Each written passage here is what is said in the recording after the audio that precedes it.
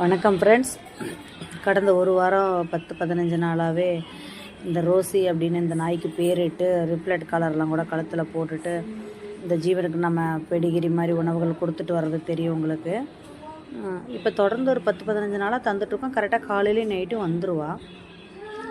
அப்போ எனக்கு ஒரு சந்தேகம், இது கண்டிப்பாக இப்போ குட்டி போட்டு பால் கொடுத்துட்ருக்கா, அது எங்கேன்னு தெரியல. நான் அடுத்த வீதியில் கூட ஜிம்மி வாக்கிங் கூட்டிகிட்டு போகும்போது பார்த்தேன்.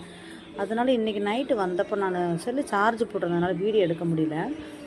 ரோசி அப்படின்னு சாப்பிட்டா, கொஞ்சமாக சாப்பிட்டுட்டு வேக வேகமாக கிளம்புனா.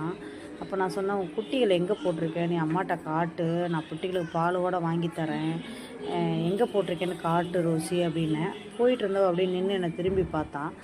சரி, அப்புறம் ஒரு ஸ்டெப்பு நடந்து மறுபடியும் திரும்பி பார்த்தேன். ஏன்னா வான்னு சொல்கிறா அப்படிங்கிற மாதிரியே தோணுச்சு. பக்கத்து வீட்டு பொண்ணு சுவேதாவும், அக்கா நீங்கள் போங்க அக்கா, கூப்பிட்ற மாதிரியே தான் இருக்குது அப்படின்னா. பின்னாடியே போனால், அவள் கூட்டிக்கிட்டே போனான். அடுத்த தெருவில் போய் கடைசியில் போய் ஒரு வீட்டுக்கு முன்னாடி நின்னான். அப்புறம் பார்த்தா அதுக்கு ஆப்போசிட்டில் முட்புதர். இந்த முட்புதர்கிட்ட போய் நிற்கவும் எனக்கு புரிஞ்சு போச்சு, இங்கே தான் அவள் குட்டி போட்டிருக்கான்னு. எதிரில் விசாரித்தேன். ஆமாம், எந்த ரொட்டி துண்டு கடந்தாலும் எடுத்துக்கிட்டு போய் உள்ளே கொடுத்துட்டு வருவா, உள்ளே குட்டி போட்டிருக்கா, ஆனால் குட்டி எதுவுமே வெளியே வரல அப்படின்னு சொல்லும்போது நான் ஷாக் ஆகிட்டேன்.